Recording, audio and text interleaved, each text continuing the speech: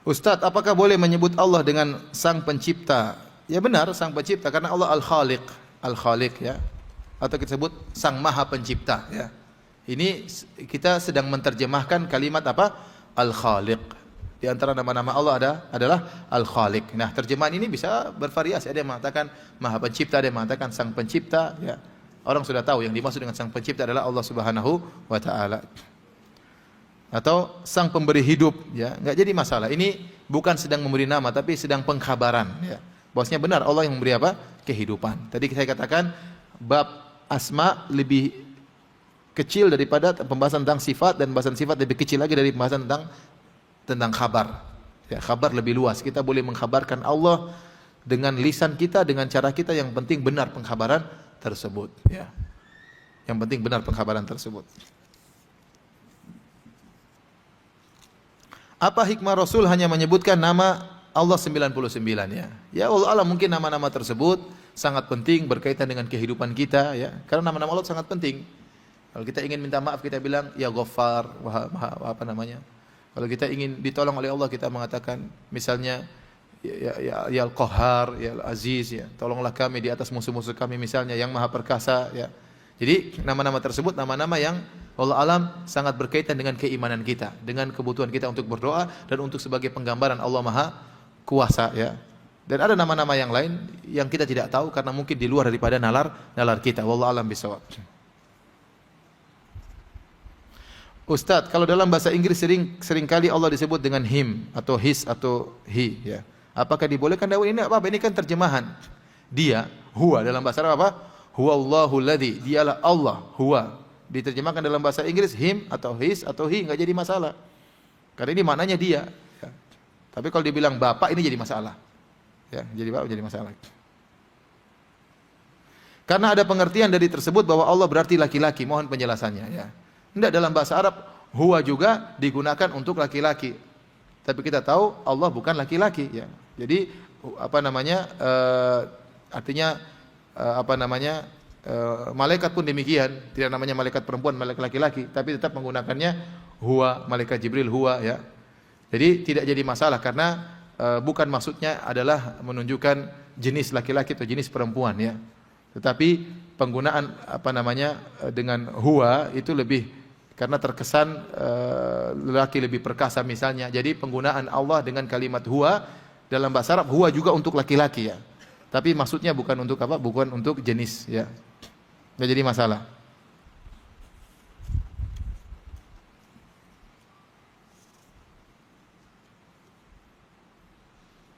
Ustaz, tolong dikoreksi nama anak saya. Adakah kesalahan dengan memakai nama sifat Allah?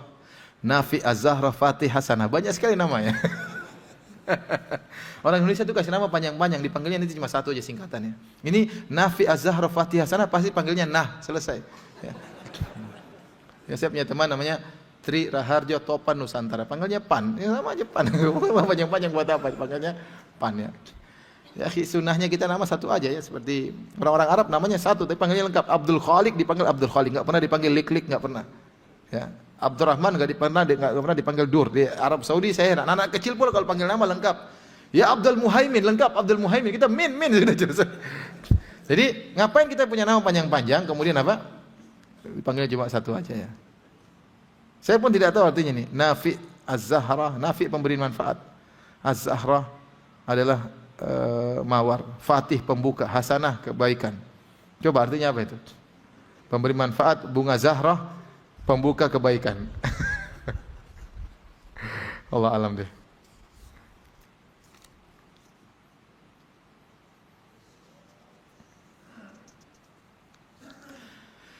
Setelah solat subuh dan asar, apakah zikir yang dibaca adalah zikir setelah solat fardu dan zikir pagi petang, atau cukup zikir pagi petang saja tanpa zikir setelah solat fardu lagi? Enggak, kalau kita sudah solat subuh dan asar, kita baca zikir setelah solat dahulu. Setelah kita solat, misalnya setelah solat subuh, kita baca zikir setelah solat subuh. Setelah itu kita baru zikir pagi. Kemudian setelah solat asar kita baca dulu zikir setelah apa? Solat asar.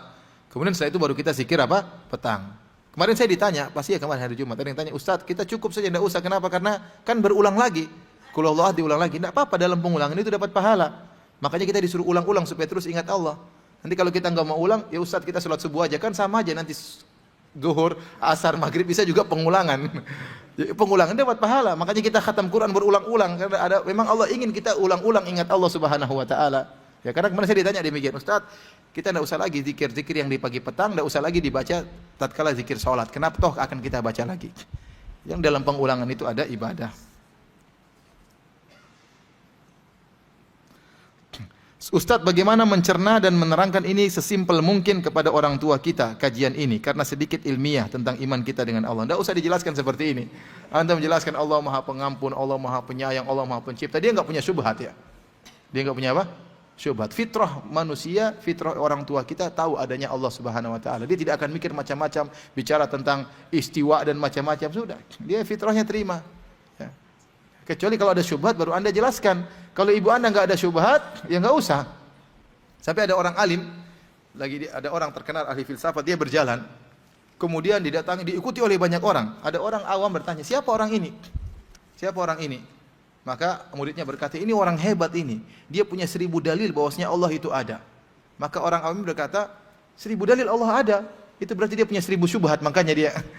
Saya pun tidak perlu begitu, orang sudah ngerti Allah itu ada, sebuah fitrah, ngapain perlu 1000 dalil? Ya, kata dia. Ya, maksud saya tidak perlu antum menjelaskan seperti ini. Kita berbicara di kulli maqamin maqal. Kata para ulama, setiap kondisi ada pembicaraan tertentu. Ya, tidak semua kemudian kita bahas seperti ini kepada orang tua yang umur 80 tahun sebentar lagi meninggal dunia kemudian dijelaskan. Atau bicara tentang iman, tentang takwa, suruh salat dan macam-macam.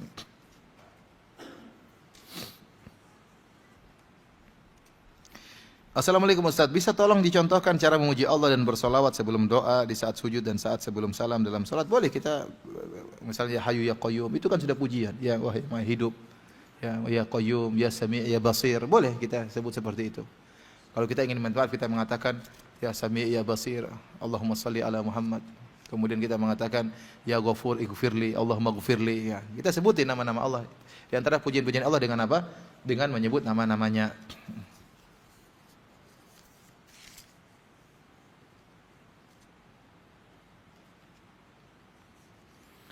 Disebutkan tadi 99 nama Allah, apa yang dimaksud dengan man ahsaha?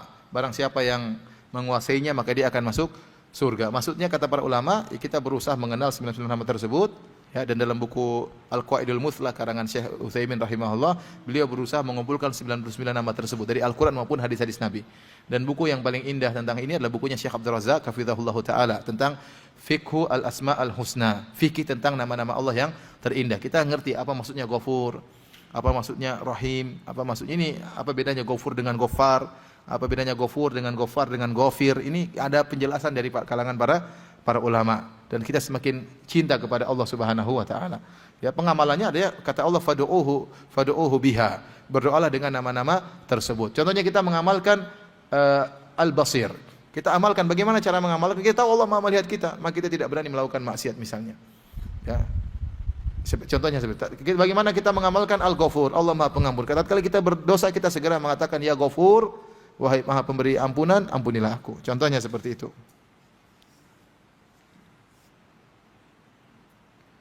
Ustadz, ada hadis yang melarang kita untuk berpayah-payah berpergian selain ketiga masjid. Lalu bagaimana dengan travel haji umrah yang menambah perjalanannya kemana-mana? Enggak, maksudnya Rasulullah SAW mengatakan la tusyaddur rihal ila thalathati masajid. Tidak boleh sengaja bersafar, maksudnya dalam rangka mencari keberkahan kecuali kepada 3 masjid. Maka tidak boleh seorang sengaja bersafar misalnya dari Jakarta pergi ke Masjid Sunan Ampel. Kenapa? Karena di situ ada berkah, tidak boleh. Yang begini boleh cuma 3 masjid. Masjid Nabawi, Masjid Haram dan Masjid Al-Aqsa, karena 3 masjid spesial yang solat di situ pahalanya berlipat ganda. Di Masjid Nabawi 1000 kali lipat, Masjid Al-Aqsa 500 kali lipat, di Masjid Haram 100.000 kali lipat. Dan ketiga masjid ini spesial karena dibangun oleh para nabi. Ya, adapun masjid yang lain dibangun oleh manusia biasa ya. Maka tidak boleh kita menyamakan masjid lain dengan 3 masjid spesial yang dibangun oleh para nabi ya. Adapun kalau pergi misalnya ke Turki ya, kemana-mana tambah perjalanan bukan dalam rangka mencari berkah tapi sekedar untuk jalan-jalan, enggak jadi masalah, enggak jadi masalah ya. Ya. Tapi jangan seperti sebagian orang cerita sama saya, Ustaz setelah kita umroh, kemudian kita jalan-jalan ke Mesir Ustaz, kemudian kita nonton tarian perut. Ya gimana nonton perut? Habis umroh nonton tarian perut. Itu semua pahalanya kena roaming, habis gara-gara.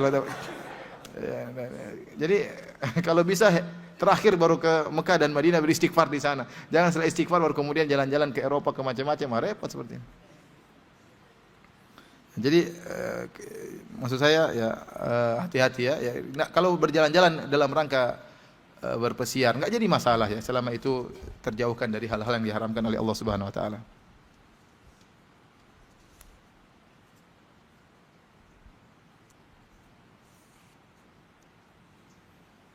Apakah salat tahajud harus tidur terlebih dahulu? Lebih baik tidur terlebih dahulu. Sehingga ini sunnahnya Nabi SAW, terjaga, terbangun di malam hari, kemudian lebih segar dalam salat sehingga tidak ngantuk ya. Tapi tidak syarat harus tidur terlebih dahulu ya, tidak syarat ya. Kalau bisa tidur lebih dulu lebih baik. Tapi kalau tidak tidur langsung salat enggak jadi masalah.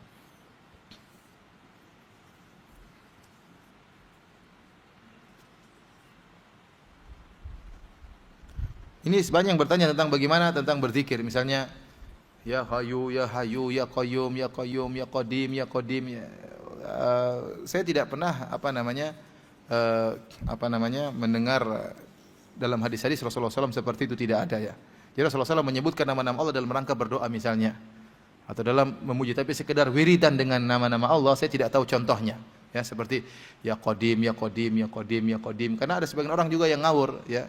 Ya dia kenapa antum supaya bisa hilang antum baca ya Latif, ya Latif, ya Latif, nah, supaya bisa apa? Hilang ya. Sampai ada ini kejadiannya saya diceritain waktu kemarin ke Jogja. Ada ustadz yang ceramah, dia selalu gitu. Ya Qadim, ya Qadim, ya Qadim, ya Qadim. Akhirnya ada teman yang tegur, dia jengkel sama ustadz ini. Ustadz, antum dari tadi ya Qadim, ya Qadim. Kita lagi di Polres ini, jangan di Qadim. Pengajiannya di mana? Di Polres.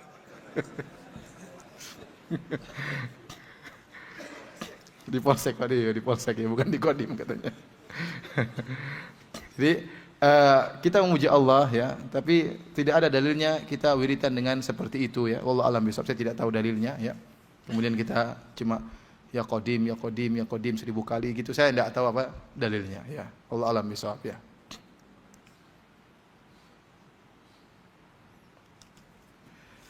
Ada lagi yang bertanya langsung ya? Silakan. Enggak jadi masalah. Jadi kalau kita punya tujuan memuji nama Allah Subhanahu wa taala dalam rangka untuk berdoa, kita boleh menyebut nama-nama Allah untuk menghadirkan kebesaran Allah Subhanahu wa taala, terutama pujian-pujian tersebut berkaitan dengan doa yang hendak kita panjatkan ya. Maka itu sangat baik ya. Sangat baik. Tapi maksud saya tadi yang saya katakan ada wiridan tertentu, ya Qadim 1000 kali, ya Latif 1000 kali misalnya, ini saya tidak tahu contohnya dari Rasulullah sallallahu alaihi wasallam. Tapi kalau kita datang kemudian kita renungkan tentang ya Qadim, ya Rahman, kita sedang mengingat Allah Subhanahu wa taala, mudah-mudahan tidak mengapa tanpa dibatasi dengan apa? Jumlah-jumlah tertentu yang tidak dicontohkan oleh Rasulullah sallallahu alaihi wasallam. Iya. Iya. Iya. Kata beliau, ini pertanyaan dari Bapak, beliau berkata di Surabaya orang bilang kamu jangan gitu nanti Allah tahu. Di Jakarta juga bilang gitu, kamu jangan gitu nanti Allah tahu. Berarti Allah ada di mana-mana padahal Allah Maha Esa ya. Pernyataan tersebut tidak benar. Jadi maksudnya Allah di mana-mana maksudnya ilmunya bukan zatnya. Jadi Allah di mana-mana maksudnya apa? Ilmunya. Ya. Anna Allah ya'lamu ma fis samawati wa ma fil ard ma yakunu min najwa thalathatin illa huwa rabi'uhum wala khamsatin illa huwa sadisuhum wala adna min dhalik wala aktsara illa huwa ma'ahum aina makanu. Ya. Jadi maksudnya Allah Subhanahu wa taala di mana-mana dengan apa? Ilmunya. Adapun zatnya tidak di mana-mana. Kalau di mana-mana dengan zatnya bahaya. Di WC, di dalam perut hewan ya, dan tidak benar ya.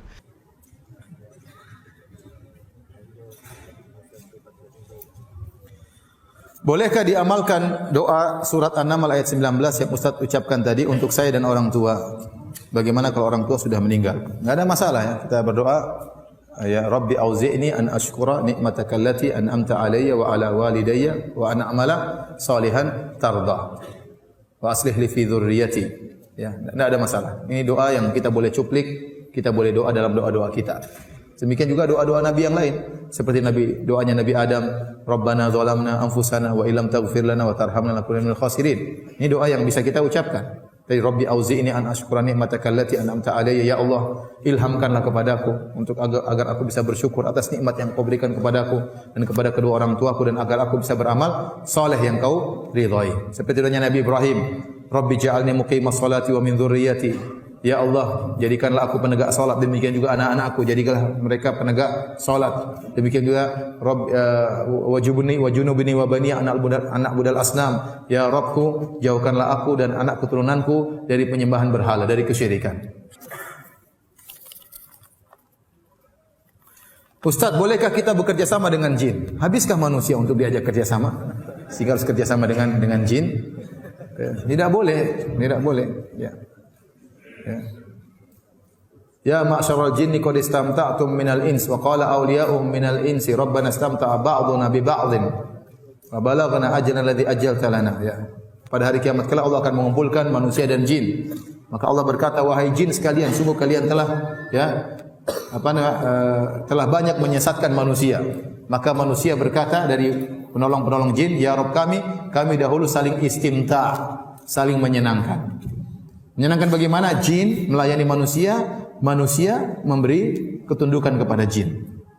Ya, jin itu sangat senang untuk diagungkan. Makanya Allah sebutkan dalam surat Al-Jin, kata Allah, wa annahu kana rijalun minal insi ya'udzuuna birijalin minal jinni fazaduhum rahaqa. Dan dahulu ada sekelompok laki-laki dari manusia minta perlindungan kepada sekelompok jin, maka semakin menambah kesombongan para jin. Disebutkan dalam buku tafsir, baik tafsir Al-Qurtubi, tafsir At-Tabari, tafsir Ibnu Katsir. Dahulu orang-orang Arab jahiliyah kalau mereka melewati suatu lembah, mereka berkata, na'udzu bi sayyidi hadzal wadi min sufahai qaumihi. Kami berlindung kepada bos jin di lembah ini dari gangguan anak buahnya. Setelah dia mengucapkan demikian, maka tidak ada yang ganggu dia. Tapi itu adalah kesyirikan. Menjadikan jin semakin sombong, semakin angkuh. Ini adalah kesyirikan. Maka tidak boleh seorang bekerja sama dengan jin, sengaja bekerja sama dengan jin, ya. Tidak boleh. Ada yang mengatakan, Ustaz, tapi kalau jinnya muslim, dari mana kamu tahu dia muslim atau tidak? Zahirnya, Ustaz. Bagaimana zahirnya enggak kelihatan? Kalau manusia bisa kita cek zahirnya, dia ke masjid, dia ke ini. Jin dari mana ente cek ya? Ya. Apalagi Nabi berkata tentang setan kata Nabi, sadaqaka huwa kadzub. Setan itu benar kali ini tapi biasanya dia berdusta. Dan kita menutup pintu-pintu ini, ya. Jangan kita buka pintu-pintu ini. Ya, saya kemarin baru dari suatu daerah, saya ceramah. Di sana banyak bentuk kerjasama dengan jin. Di antara cerita yang lucu, ya. Jadi ada kawan ini juga ustadz, ya. Cerita. Jadi dia punya paman, ya. Suka mengajarin ilmu, tapi orang kalau mengambil ilmu harus bayar mahar. Ada sepupunya ingin diajari supaya bisa pintar ngomong. Jadi ada wirid-wirid tertentu, ada ritual-ritual tertentu supaya pintar ngomong. Kata pamannya, silakan, tapi maharnya 10 gram emas. Akhirnya sepupunya ini, padahal pamannya sendiri, sepupunya datang, kasih 5 gram emas. Nanti 5 gramnya belakangan. Akhirnya pamannya ngajar, dan akhirnya dia pintar ngomong. Setelah pintar ngomong, yang pertama kali dikibulin pamannya sendiri. Sehingga dia pintar ngomong, 5 gramnya enggak dibayarin sampai sekarang katanya. Kemudian pamannya ditipu kedua kali. Paman mau gini, mau kerja. Dia pintar ngomong, akhirnya dia banyak nipu orang gara-gara pintar apa? Ngomong, seakan-akan menghipnotis. Itu pakai ilmu. Ilmu tersebut dibayar dengan 5 gram emas. Yang pertama dia bohongin gurunya sendiri. Saya dengar ceritanya ketawa. Jadi seperti itu. Itu kerjasama dengan jin. Cerita kedua dia cerita juga. Jadi kakeknya punya pisau. Pisau ini pisau yang luar biasa sakti. Kakak dia juga seorang ustadz pergi ke suatu pondok. Pondok itu ingin diserang oleh sebagian preman-preman dari daerah yang sama. Ingin datang dari daerah yang sama. Akhirnya kakaknya ini jengkel, dia pulang kampung, dia ambil itu pisau kakeknya. Pamannya udah ngaji, kakaknya udah ngaji, dia juga udah ngaji ustadz, ya. Dia bawa pisau tersebut. Pas tiba-tiba preman-preman tersebut datang dari kampung yang sama. Dia bilang, kalian mau lawan saya? Ini pisau saya ambil dari kampung saya. Ayo, berani nggak? Nggak ada yang berani. Nggak ada yang berani. Takut sama pisau tersebut. Akhirnya pisaunya lupa dia bawa pulang. Kakeknya di kampung sakit-sakitan, gatal-gatal, bengkak-bengkak. Kata dia, mana itu pisau? Tidak dikasih makan, saya kesakitan sekarang. Suruh bawa pulang, subhanallah. Jadi seperti itu. Jadi jinnya harus dipelihara harusnya. Khodam dipelihara, dikasih mahar, dikasih macam-macam. Ada wirid-wirid tertentu. Ini semua wirid-wirid bid'ah yang tidak pernah diajarkan oleh Nabi Sallallahu Alaihi Wasallam. Jadi saya katakan jangan membuka pintu kerjasama dengan jin. Kalau ternyata kerjasama dengan jin boleh, maka yang lebih utama Nabi dan para sahabat bekerjasama dengan jin. Mereka sangat perlu dengan jin dalam perang Badar, dalam perang Khandaq, dalam perang Uhud, dalam perang-perang yang lainnya. Namun mereka tidak pernah bekerjasama dengan jin. Wallahu ta'ala alam bisawab.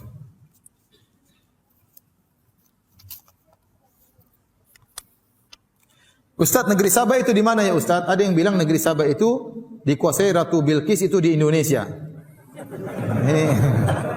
Ini malu-maluin ya, malu-maluin.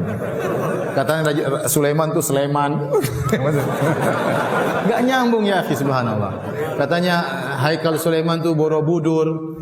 Ya, sekarang orang-orang Yahudi kenapa pergi ke Palestina? Karena mereka ingin bangun kembali kerajaan Sulaiman Raya, ingin membangun Haikal Sulaiman. Menurut mereka Sulaiman telah membangun kerajaannya dan mereka harus membangun kembali. Jadi mereka memfokuskan untuk membangun negeri mereka di Palestina. Kalau ternyata di Indonesia orang Yahudi akan pindah semua di sini, repot kita nanti. Ini tidak benar. Apakah ada keturunan-keturunan Sulaiman sekarang di mana? Di Sleman? Dari sisi wajah, dari sisi hidung yang mancung? Tidak ada ya. Semuanya model-modelnya seperti kita semua. Apalagi Sulaiman disebutkan cuma sekitar 1000 tahun sebelum Masehi. Ini tidak terlalu lama ya. Tidak terlalu lama ya. Ini semuanya hanyalah omong kosong. Ini memalukan. Ya, ini penelitian saya dengar dari seorang, ini memalukan orang Indonesia. Ya. Jangan sampai diterjemahkan ke bahasa Arab. Nanti kita ditertawain sama orang Arab.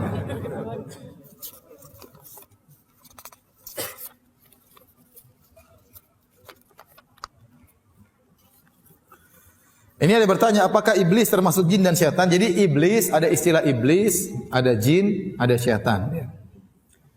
Makhluk, ya, ada 3. Jin, manusia, malaikat. Jin, manusia dan apa? Malaikat. Manusia ada 2, ada manusia baik, ada manusia yang buruk. Manusia buruk disebut juga syaitan. Manusia buruk disebut juga apa? Syaitan. Syayatinal insi wal jinni, kata Allah, syaitan, jin dan manusia. Jin pun demikian, ada jin baik dan jin buruk. Jin buruk namanya apa? Syaitan. Jadi syaitan itu untuk yang buruk, baik dari kalangan manusia maupun kalangan jin. Adapun iblis salah satu dari jin. Yang iblis inilah satu-satunya jin yang ditunda kematiannya. Dia yang masih hidup sampai sekarang. Umurnya entah sudah berapa puluh ribu tahun ya. Tapi kalau jin-jin yang lain mereka mati sebagaimana manusia. Itulah iblis, itulah jin, itulah apa? Manusia.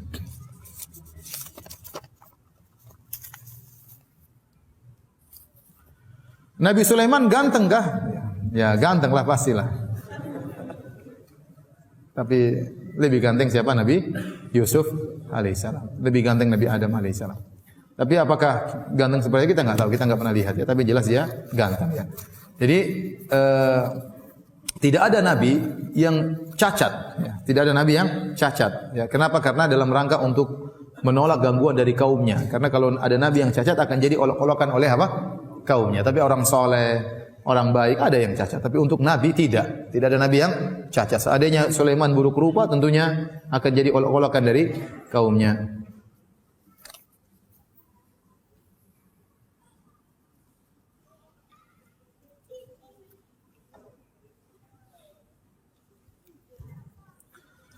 Ustaz, bagaimana kalau kita punya anak yang indigo? Apakah harus dibuang? Bagaimana caranya? Biasanya anak-anak seperti ini diganggu jin, ya, diruqyah.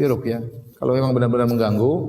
Jadi kalau ada jin dalam tubuh tidak harus dikeluarkan. Saya ingatkan, ada jin mengganggu kita masuk dalam tubuh seorang tidak harus dikeluarkan. Tapi kalau ternyata mengganggu sekali, ya, mengganggu kebahagiaan seorang, mengganggu ibadah seorang, lebih baik untuk apa? Diruqyah, dikeluarkan dari tubuhnya. Terkadang sebagian orang ada jinnya, dia keluar sendiri jinnya. Terkadang jinnya keluar sendiri. Terkadang ada yang tidak keluar perlu untuk diruqyah ya. Tapi ada orang yang ada jinnya namun dia bisa hidup normal, ada, saya tahu juga ya. Tetapi maksud saya tidak harus. Tapi kalau benar-benar terganggu ya, karena jin kalau sudah masuk dalam tubuh manusia terkadang dia memberi bisikan-bisikan.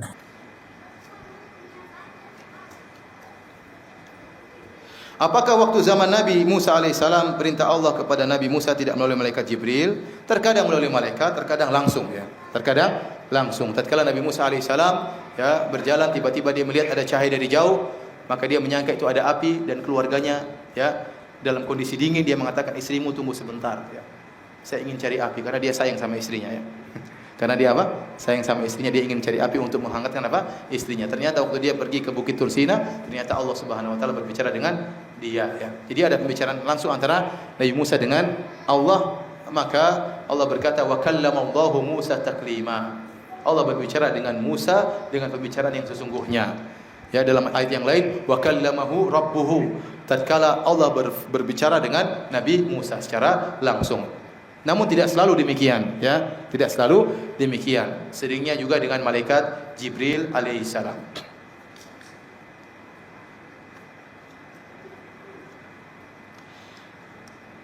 Ustaz, bagaimana cara menjelaskan pada orang yang berpemikiran liberal dan ateis tentang zat dan sifat-sifat Allah? Aduh, antum panggil ustaz saja, jangan antum ya. Orang begini susah kita apa? Jelaskan ya. Antum bicara tentang ayat Nabi ngomong gini, percuma dia ketawa-ketawa aja. Kata dia ente sebutin hadis-hadis padahal sudah expired katanya. Iya kan? Ente ngomong macam-macam hadisnya sahih gini-gini, apa dia ketawa aja niatnya. Kenapa dalam pikiran dia Nabi sudah apa? Expired. Hukum-hukum Nabi berlaku untuk Arab Badui di zaman dahulu. Sekarang kita harus ciptakan hukum-hukum yang baru yang sesuai dengan zaman kita. Paham? Maka percuma. Ente bicara Allah berfirman, kata dia itu bukan perkataan Allah dalam hatinya. Allah tidak punya suara, tidak punya apa? Huruf, tidak ngomong, tidak pakai suara, tidak pakai huruf. Gimana mau nyambung? Maka saya katakan, tidak usah capek-capek ya. Kalau ente mau panggil ustaz, kalau enggak ente doain. Semoga dia dapat apa? Hidayah. Karena tidak bisa dikasih hidayah kecuali karena syubhatnya, kecuali yang sok liberal. Ada orang sok liberal, padahal belum ada syubhat ya. Tapi ada orang yang liberal asli, benar-benar syubhat sudah bertumpuk. Belajar di luar negeri, di negara-negara kafir, sama orang-orang orientalis, belajar agama sama orang kafir. Yang diajarin syubhat tok, yang diajarin apa? Syubhat. Pulang-pulang bikin kacau di tanah air kita. Ya. Kalau orang seperti itu enggak usah ngomong, bakalan dia cuma tertawa aja. Kata dia ini anak kemarin sore, baru tahu baca Quran ya. Enggak tahu bahwasanya di balik ini ada gini-gini, repot. Repot.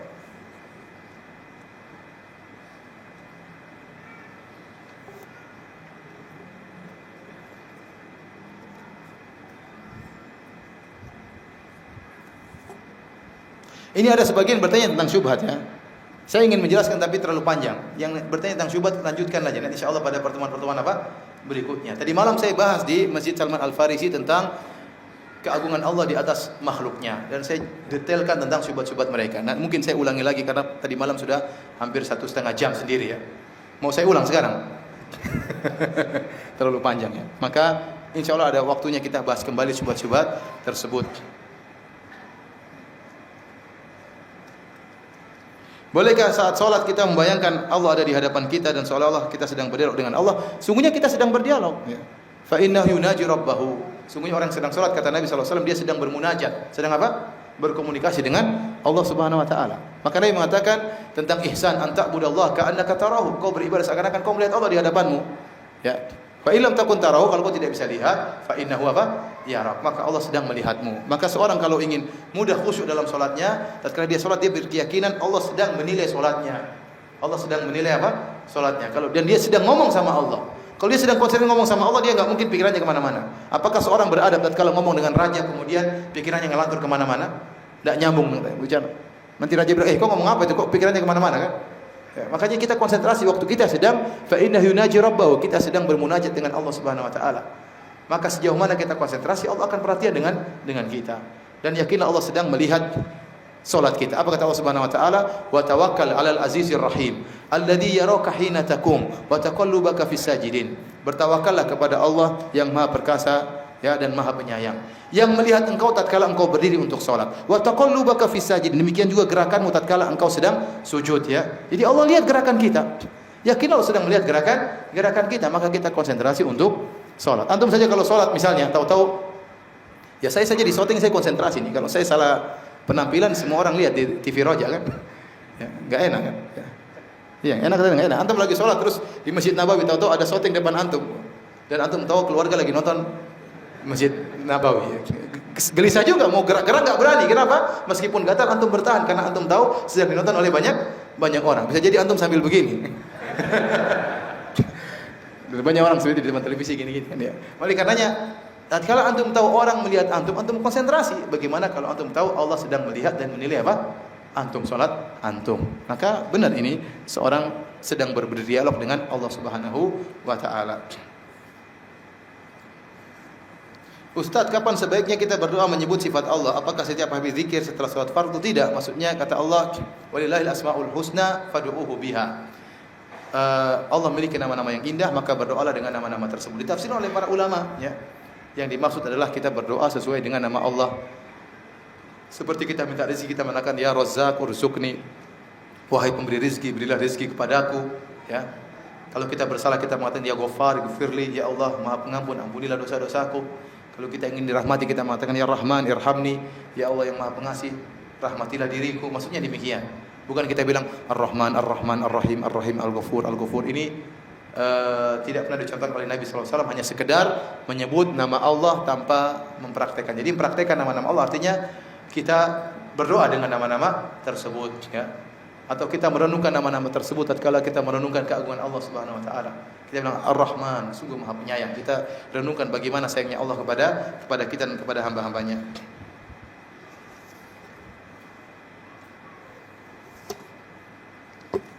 Ustaz, bagaimana cara kita memahami hadis yang mengatakan bahwasanya Allah turun ke langit dunia sepertiga malam terakhir, ya? Apakah Allah benar-benar turun? Benar-benar turun, ya. Bagaimananya kita tidak tahu. Ya, sudah dibilang tadi kan jangan tanya bagaimananya. Kalau Anda ingin tahu bagaimana turunnya Allah di langit dunia, pertama Anda harus tahu langit dunia seperti apa, mana ujungnya, mana pangkalnya, berapa lebarnya, daerah mana Allah akan turun misalnya. Terus Anda harus tahu juga bagaimana zat Allah sehingga Anda tahu bagaimana cara turunnya. Kalau Anda tidak tahu bagaimana zat Allah, tidak tahu bagaimana hakikat langit, maka bagaimana bisa membayangkan bagaimana turunnya apa? Allah. Sudah beriman aja, ya. Beriman aja. Ustaz, salah satu sifat Allah adalah syifa, ya Syafi, yang Maha Penyembuh. Ibu saya sedang terkena penyakit kanker, ya. Semoga disembuhkan oleh Allah Subhanahu wa taala. Apakah anak cucunya bisa berzikir ya Syifa, ya Syifa, bukannya Syifa, ya Syafi, ya Syafi. Syifa artinya obat, adapun Syafi adalah yang mengobati. Bukan begitu caranya kita berdoa ya Syafi, bukan kita ya Syafi, ya Syafi, ya Syafi, tidak, tapi kita berdoa dalam sujud kita, mengangkat kedua tangan kita, ya Allah yang Maha Penyembuh, sembuhkanlah ibuku. Begitu caranya kita berdoa untuk apa? Untuk ibu kita supaya lekas sembuh. Ini banyak pertanyaan, ya, namun masalah fikih, ada yang curhat dan macam-macamnya, ya. Kurang nyambung dengan apa? Tema yang sedang kita bahas, ya.